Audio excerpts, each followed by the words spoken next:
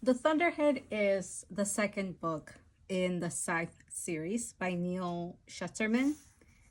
I really enjoyed the first one, and it's a very mature YA book. I'm really happy about that.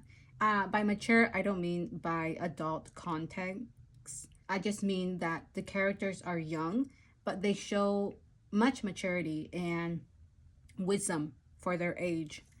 And they kind of have to be. It starts off pretty quickly and pretty succinct to what happened in the last book, the ending of the last book. Rowan is now Scythe Lucifer. He goes around gleaning other scythes that do not honor the Scythe way. He is pretty much a menace to the Scythedom, and he brings fear to the Scythedom, which is very much needed. The Scythedom thinks very highly of themselves. So having them fear Rowan is excellent. It's what's needed in their life. They take advantage of their position, and not all of them deserve to be scythes. Faraday really taught them what a good scythe is, and they still value that, even though Rowan is going in a much darker direction. In this first part of the novel, we also get to know how Citra is doing, or should I say Scythe Anastasia. She is actually quite a good scythe. I actually like the way she gleans. She gives people time to say goodbye and to just tidy up things that they need to tidy up before they get gleaned.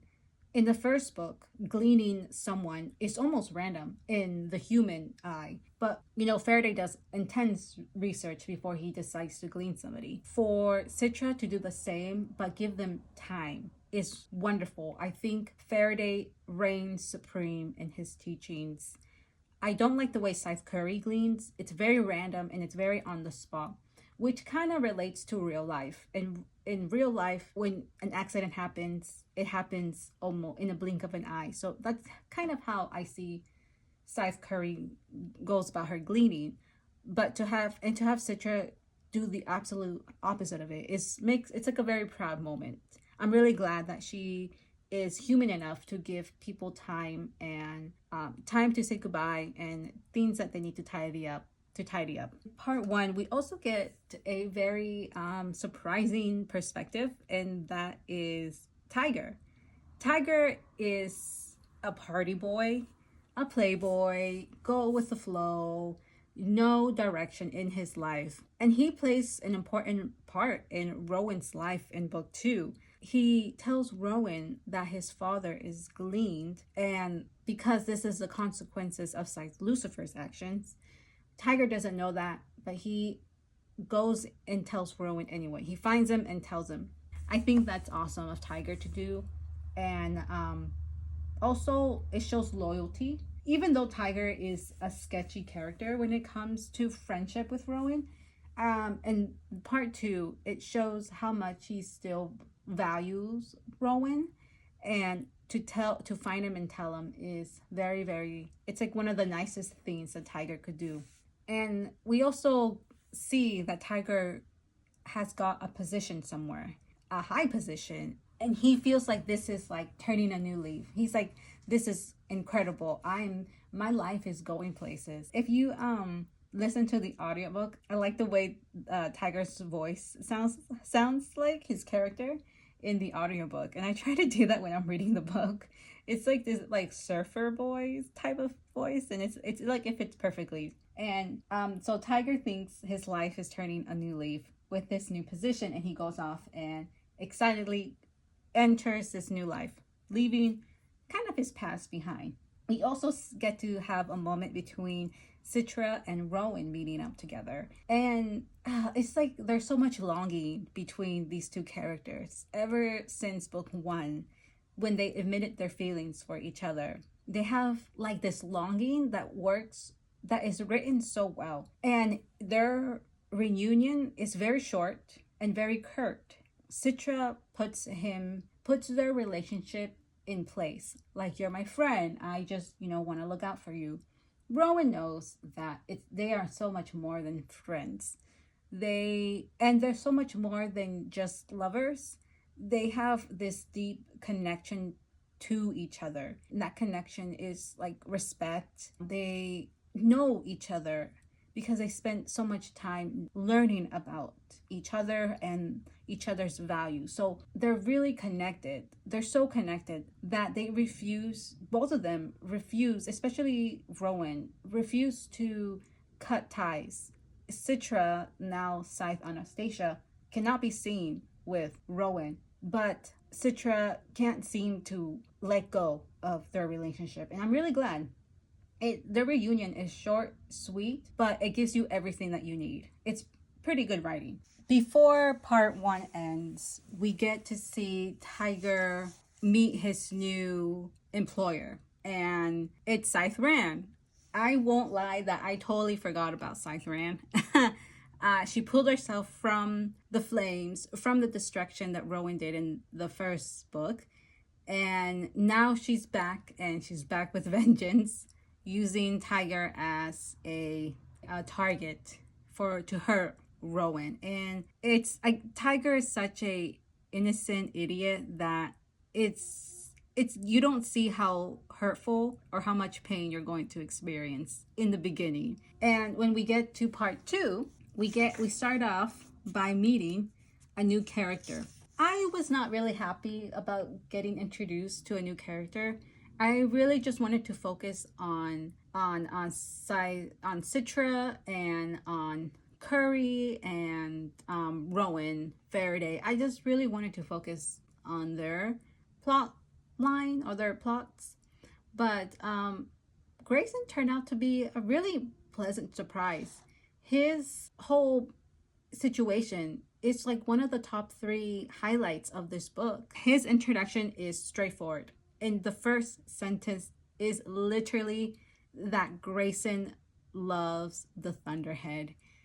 He absolutely loves the Thunderhead like a person, like a being, not an AI, not a robot, not a phone that you just love. And then if it breaks, yeah, you'll be heartbroken, but you can get another one. No. He loves the Thunderhead like a genuine person. His love for the Thunderhead is a little weird at first. When we got introduced to the Thunderhead in the first part, in the first book, I didn't think much of him. I thought he was just going to be a minor character with important parts, but nothing this major. Nothing, I didn't think of him much until book 2. In book 2, by the time I get to a few chapters in, I love the Thunderhead as much as Greyson loves the Thunderhead. I understand why Greyson adores him, and the way Greyson explains it in the beginning of his introduction is that he was raised by the Thunderhead. His parents left him and his siblings, and he has no one. Not even his siblings have any real connection to him. The only person that genuinely cares about Greyson is the Thunderhead. Now, you can say that the Thunderhead cares about everyone, which he does. He loves the world very much, and he takes care of everybody. He congratulates everybody who needs it, and he talks to everybody. And Greyson knows this. He teases him in a way of, oh, I bet you say that to everybody. And the Thunderhead always gives him a reply of, yes, but I always mean what I say. He never gives Greyson favoritism until later down the line, but for now, there is some connection that the Thunderhead shows, a connection to Greyson. And so Greyson and the Thunderhead have this great connection, this very tight bond, because Greyson feels like he is in debt to the Thunderhead to take from taking care of him. He decides to become a Nimbus agent. And so Greyson feels like that is the only thing he ever wants. It makes sense because he loves the Thunderhead very much. He meets other people thanks to the Thunderhead that also want to become Nimbus agents, but he finds out that a lot of these Nimbus agents are very uncreative. They have no passion for anything, so they think that doing this job, it's very straightforward, it's very office-like environment. It's perfect for them. And Greyson is not like that at all. He's very chipper. He's very happy. He's very on his toes kind of character. So he feels like when he meets the other aspiring agents, he doesn't feel a connection to them. And the reason why he even got connected to these agents, aspiring agents, is because the Thunderhead kind of wanted to show him that you don't really belong with this type of people. You're meant to do so much more, or I see you do so much more. And that kind of leads to the Thunderhead interfering into Greyson's life in a very troubling way. The Thunderhead knows that there's a plot against Scythe, Anastasia, and Curry. He sends Greyson to intervene, the only person he can trust with this intervention. And Greyson is able to understand what the Thunderhead wants him to do and goes and does it. He does manage to save them, but it comes with consequences. He becomes unsavory. And an unsavory is someone who the Thunderhead does not talk to. You are banned from talking, interacting with the Thunderhead. It's like having your phone taken away and not being able to do anything about it for months, and not just a few hours. This is for months. Greyson is distraught and goes into depression because of this, and I don't blame him. His whole being, his whole life, he thought that his service, his life is in debt to the Thunderhead. So now that that's taken away from him, he feels lost. And this goes into even more further complication in his life, because he thinks that him being an unsavory is his mission. Like, he considers this his next mission. He decides that, oh, this is what the Thunderhead wants me to go into, right? Like, okay, everything happens for a purpose. I'm gonna do this, and now I understand my purpose again.